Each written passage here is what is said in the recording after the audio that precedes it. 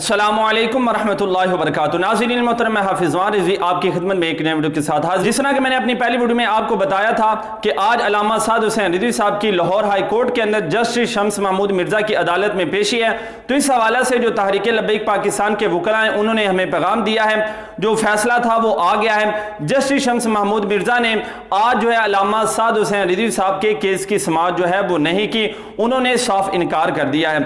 अब इनकार की वजह क्या बनी है ये अभी तक पता नहीं चला। इंशाल्लाह इस हवाला से भी जो ही कोई लेटेस्ट अपडेट आती है तो वो भी आपके साथ शेयर की जाएगी। आपको फिर बताता चला जाऊं कि आज जो है अल्लामा साद हुसैन रिज़वी साहब की केस की समाअत थी और जस्टिस शम्स महमूद मिर्ज़ा की अदालत में उनकी केस की समाअत होनी थी, लेकिन जस्टिस शम्स महमूद मिर्ज़ा ने उनके केस की समाअत करने से साफ इनकार कर दिया है। तो नाज़रीन मोहतरम, इंशाअल्लाह परेशानियां, ये दुख और तकलीफ ही तहरीक लब्बैक पाकिस्तान की कामयाबी का सबब बनेगी।